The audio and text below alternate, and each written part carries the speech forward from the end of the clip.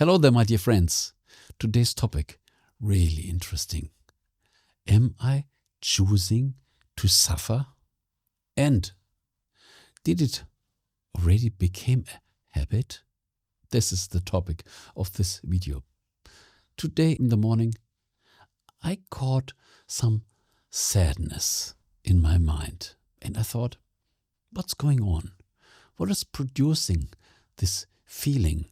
And when something like this happens, it's time to reflect. So I sat down, stopped my thoughts, because thinking is just looking for an explanation, but mostly things lie deeper.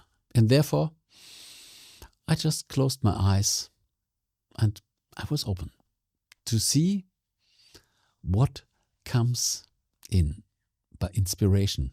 And soon came some thoughts. And then I thought I could sit down and follow these thoughts, or we make it live in a YouTube video, because I already realized this touches a lot of people. So I stopped thinking, put the lights on here in my studio and said, let's channel on this topic together.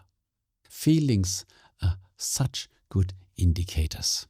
They tell us what's going on, even when the consciousness does not even know what's going on. Feelings go deeper.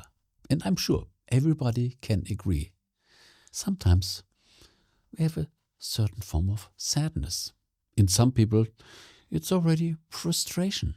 And some people are even depressed. But let's stay with sadness. It is not that deep, but it is influencing us. And then I thought, just a moment, am I choosing to suffer? I mean, it could be the reaction on anything, but it could also be my choice. My choice?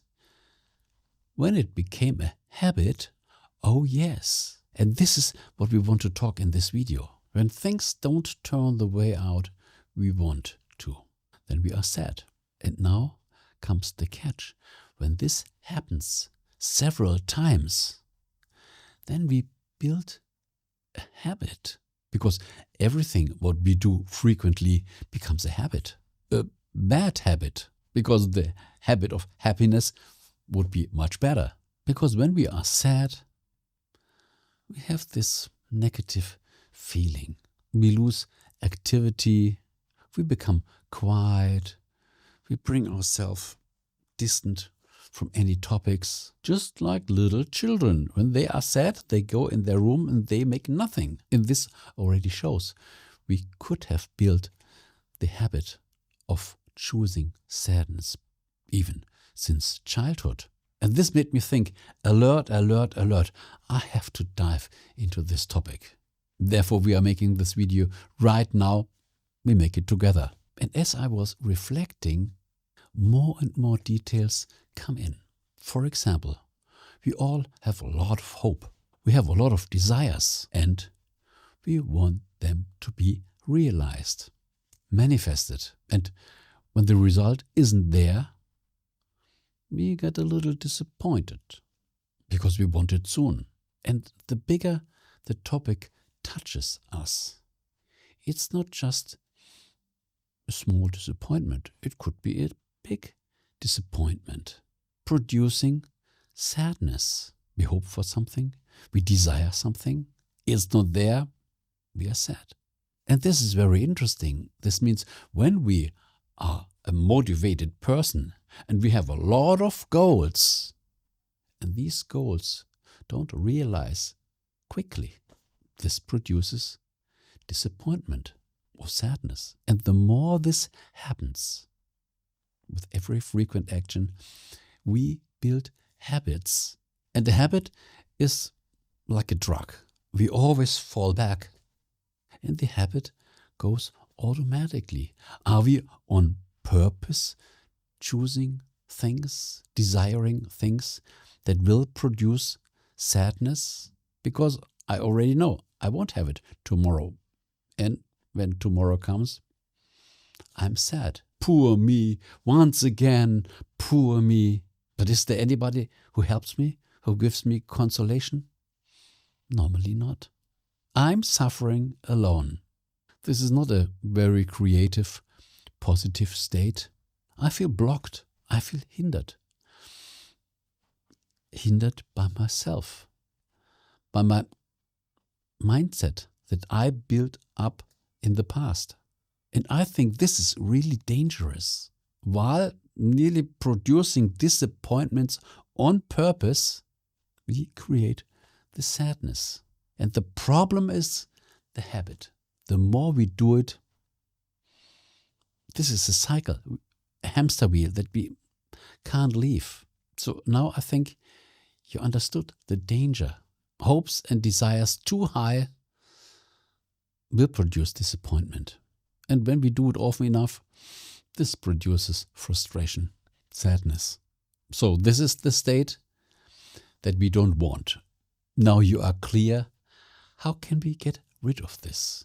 And the best thing to stop this process after being aware of it, when we feel sadness or disappointment, we feel it. So we recognize it. And now we don't have to stay paralyzed, hypnotized in this state, because we don't like this state. We have to get ourselves out of this moment.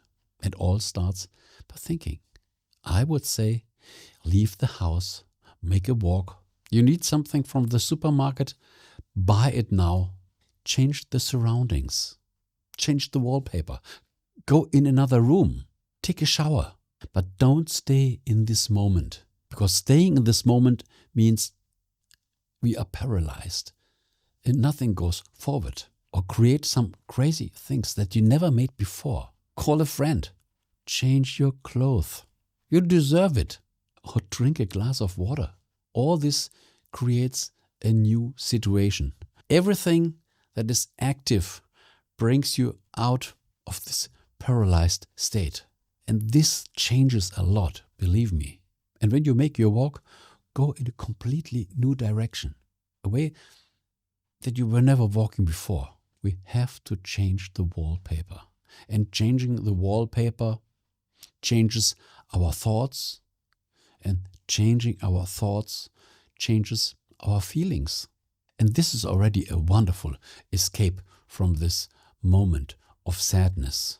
And the more we do it, we know when we fall back into this habit, we could stop this habit.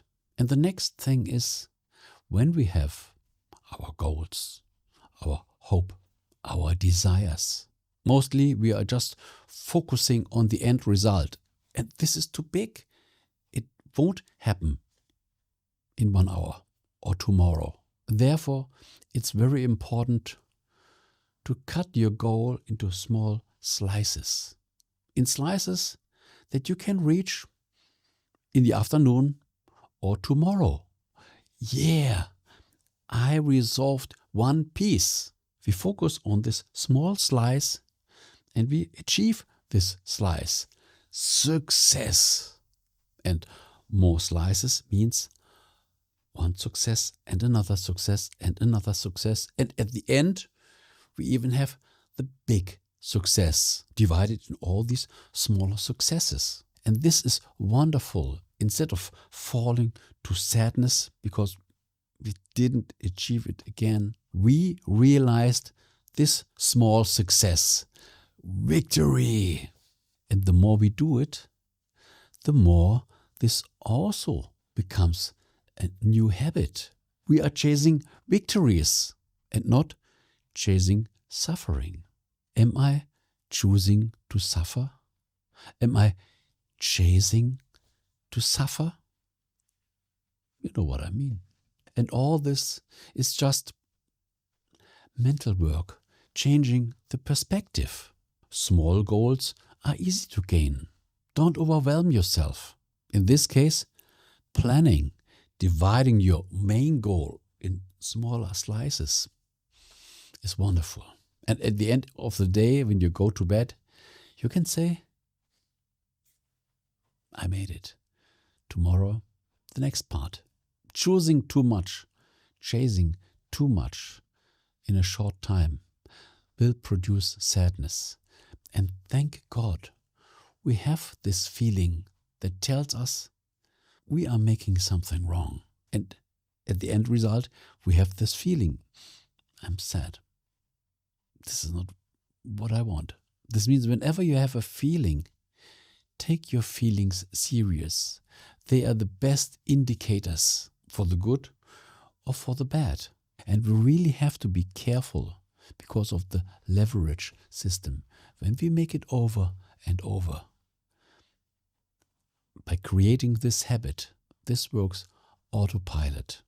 Without even thinking, we go again in this direction. And this again produces this sadness. This is a drug. And you are a victim of your mindset that you build over time without knowing it better. Okay? I think we elaborated enough on this topic. What do you think? Write it in the comments. Habits are dangerous because they go autopilot. We become a drug addict. And as we are already driven by habits, we should have good habits. And in this video, I explained how you can build them, rethink it, and build good habits. Thank you very much for listening. Here's way more good stuff in my archive.